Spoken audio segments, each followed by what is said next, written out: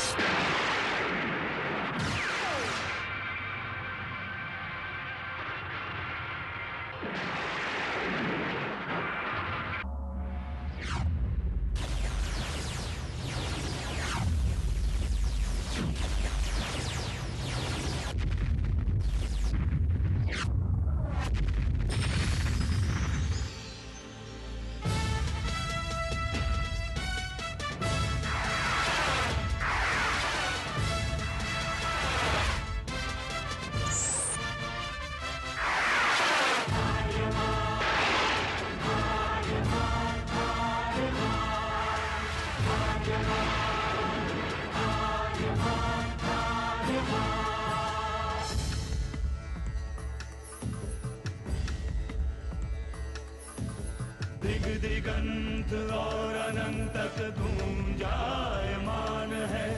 ब्रह्मनाद है विधि का वो अटल विधान है। धर्म की अधर्म पर विजय का वो प्रमाण है। जायमान है वो अटल विधान है। विजय का वो प्रमाण है। ब्रह्मांड का महान योद्धा आर्यमान है।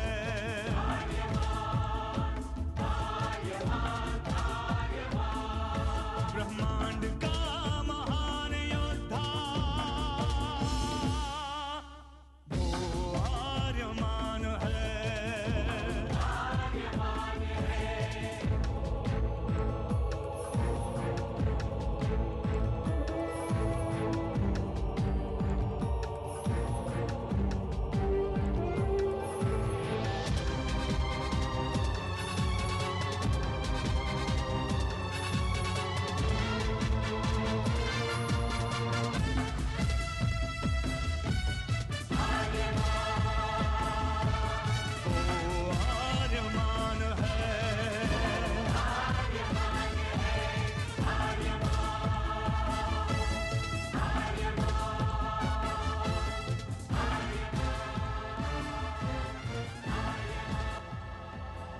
अनंत असीम ब्रह्मांड, अद्भुत, विशाल, विराट, जहां असंख्य आकाश गंगाएं प्रतिक्षण बनती रहती हैं, मिटती रहती हैं। हर आकाश गंगा में होते हैं अनगिनत तारे, अनेकों सूरज, और सूरज के साथ होता है अपना सौर मंडल, जिसमें रहते हैं अनेकों ग्रह। न जाने कितने सूरज चमके और बुझ गए, न जाने कितने तारे चमके और खो गए, न जाने कितने ग्रह, कितनी पृथ्वियां, कितनी सभ्यताएं बनी, बढ़ी और खो गई समय की इस अनंत धारा में। इन्हीं अनजानी परंतु अमर गाथाओं में से एक है महागाथा ब्रह्मांड के योद्धा आर्यमान की। बहुत समय पहले पृथ्वी से लाखों प्रकाश वर्ष दूर आर्याना आकाश गंगा में एक ग्रह था, थार।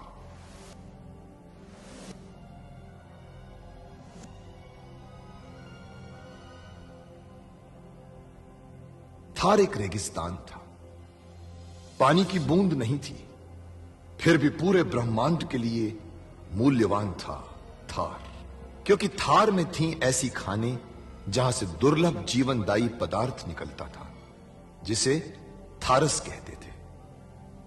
यह किसी भी ग्रह की जहरीली से जहरीली हवा को भी रासायनिक प्रक्रिया से प्राणवायु बना देता था, जीने के लायक बना देता था। कहावत थी, थारस जिसके वश में, पूरी आकाश गंगा उसके वश में। आर्याना आकाश गंगा की संरक्षक संस्था ओमियान के नियमों के अनुसार थारस को कोई भी व्यक्ति अपने वश में नहीं कर सकता था। यहां तक कि थार ग्रह का राजा जारांत भी नहीं। राजा होते हुए भी जारांत अपना राज्य गणतंत्र प्रणाली से चलाता था। खानों से निकलने वाले थारस का 25% भाग ही थार ग्रह के हिस्से में आता था। बाकी का हिस्सा ओसेक अंतरिक्ष संगठन में चला जाता था।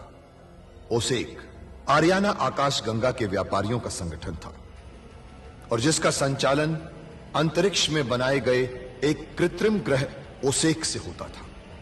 मगर ओसेक संगठन में कई व्यापारी ऐसे भी थे जो अति महत्वाकांक्षी थे, जो पूरे ब्रह्मांड में अपना आधिपत्य स्थापित करना चाहते थे।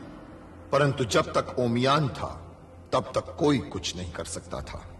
ओमियान अंतरिक्ष के लोगों की संरक्षक संस्था थी जो अंतरिक्ष के निवासियों के हितों का पूरा ध्यान रखती थी और अपनी शांति सेना के द्वारा संपूर्ण ब्रह्मांड में शांति और व्यवस्था बनाए रखती थी।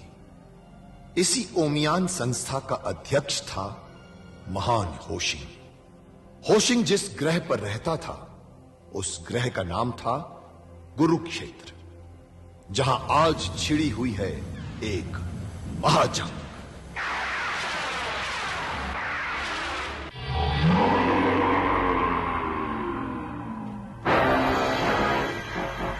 गुरुमुख, इसे बंदी बनाकर तहखाने में बंद कर दो और दिन रात इसकी निगरानी करो। क्या कह रहे हैं महाराज? मैं आपकी पत्नी हूँ। रासा, तू मेरे हत्यारे की मां है।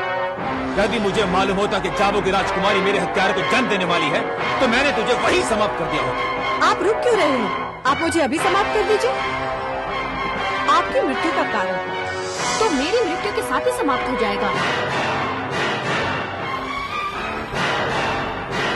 धोखा, विश्वासघात। मेरा रूप बदल गया। अब तो मैं जाबू, शून और रासा इन तीनों का सबसे पहले सर्वनाश करूंगा और तुझसे तो मैं बाद में निपटूंगा। डाल दो इसे तहखाने में।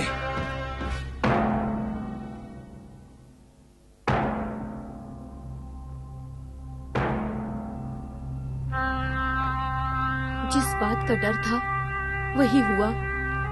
आखिर नारक पर आज हमारा राज खुल ही गया। मुझे अपनी फिक्र नहीं है, मुझे फिक्र लगी है तो राजकुमारी रासा और महाराज शोन की। नारक उन्हें कभी जिंदा नहीं छोड़ेगा।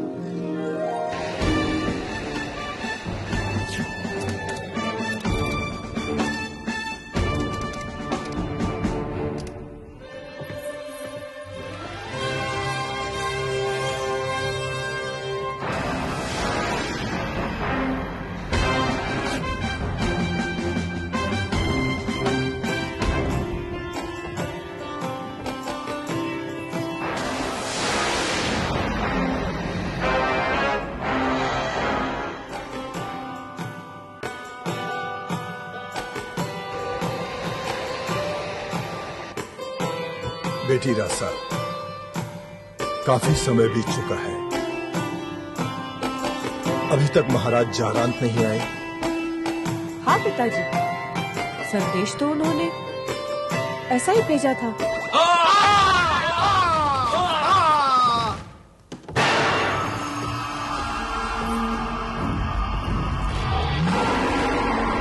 तुम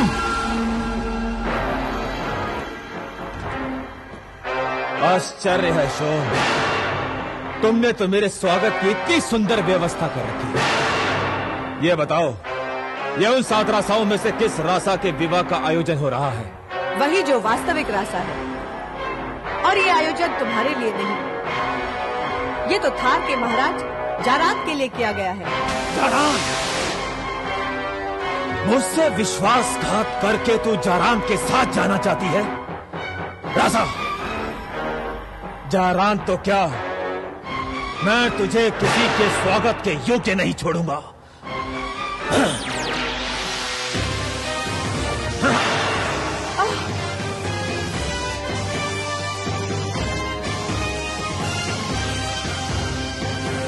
आ गया तू, अब तू नहीं बचेगा।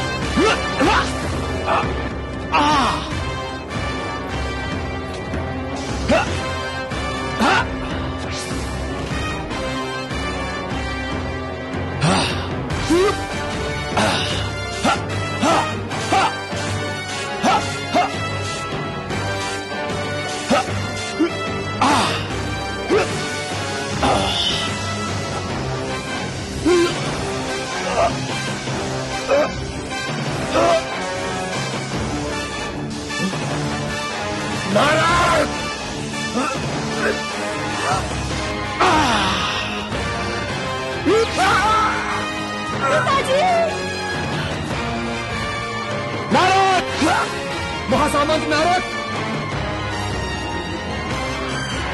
इस वक्त भय इसी में है कि मृत्यु को गले लगाने के बजाय यहाँ से सुरक्षित निकल चले।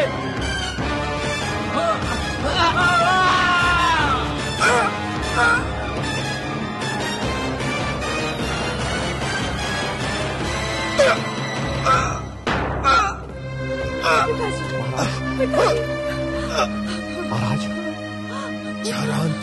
हाँ महाराज, जारांत नारक रासा को मारने कभी भी आ सकता है। मेरी बेटी की सुरक्षा का जिम्मा अब तुम पर है। उसे पिताजी, अपनी पत्नी के रूप में स्वीकार कर लो जारांत। महाराज, आप निश्चिंत रहिए, रासा मेरे साथ पूरी तरह सुरक्षित रहेगी। महाराज, महाराज, महाराज, महाराज, पिताजी।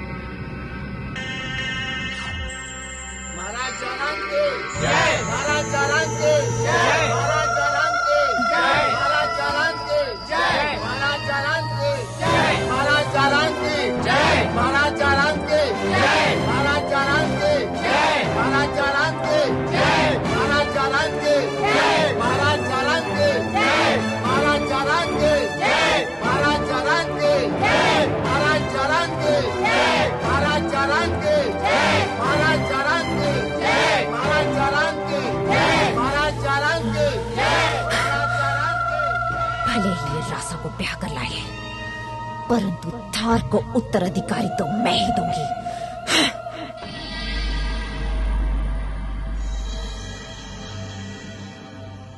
समय बीतता गया।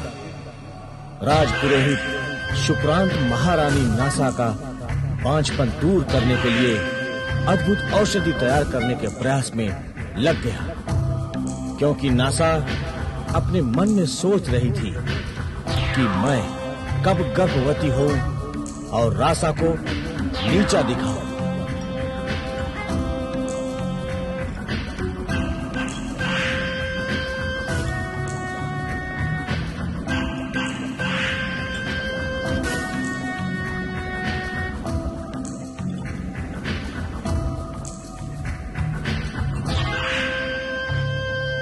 आखिरकार शुक्रांत ने औषधि बना ही ली और उसे महारानी नासा को पिलाने के लिए लेकर आए।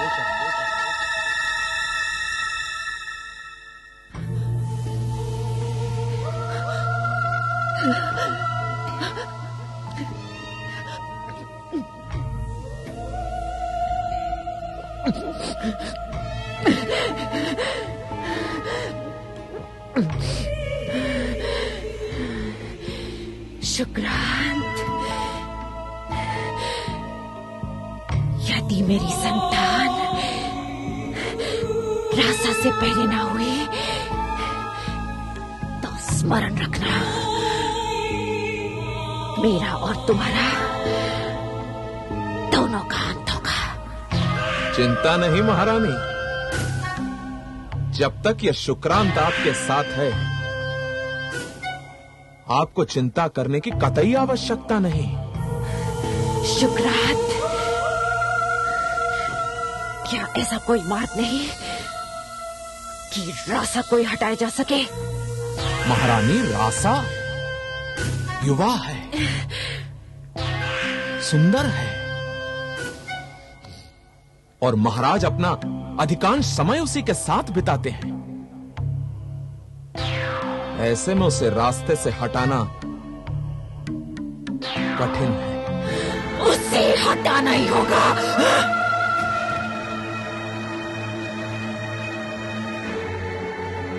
इन्हीं कूटनीतिक और राजनीतिक चालों के बीच शुरू हो गई थार के उत्तराधिकारी पाने की दौड़। कौन देगा उत्तराधिकारी पहले, नासा या रासा? और इन सब से दूर मैं बैठा ब्रह्मांड के मुक्तिदाता के आने की प्रतीक्षा कर रहा था। और फिर एक दिन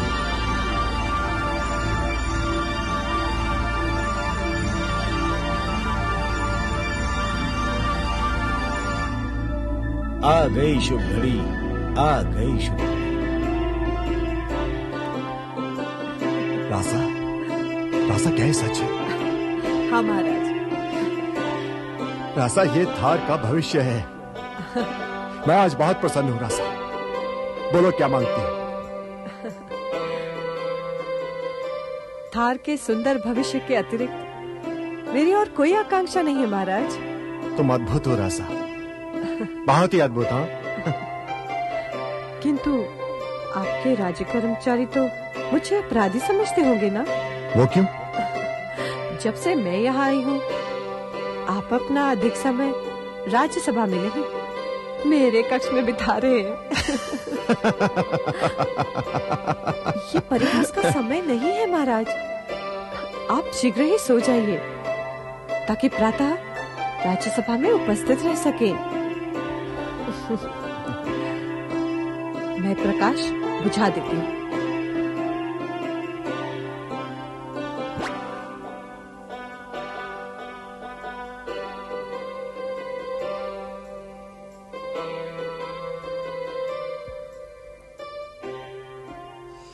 और उस रात रासा ने एक सपना देखा।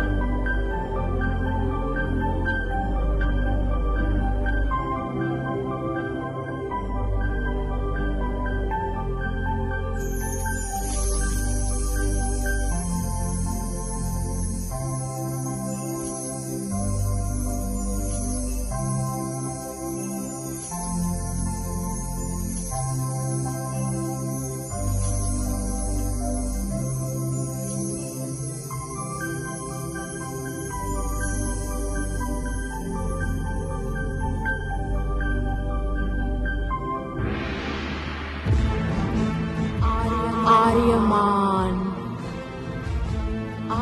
आर्यमान, आर्यमान, आर्यमान, आर्यमान, आर्यमान,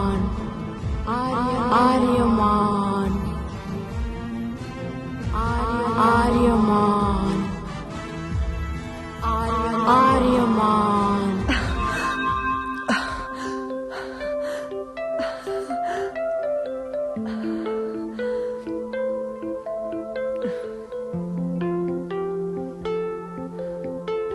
तुम्हारा स्वागत है आर्यमान। तो मैं थार नरेश चारांत और रासा का पुत्र हूं। ये भी था विधान नियति का, राजनीतिक चालों का।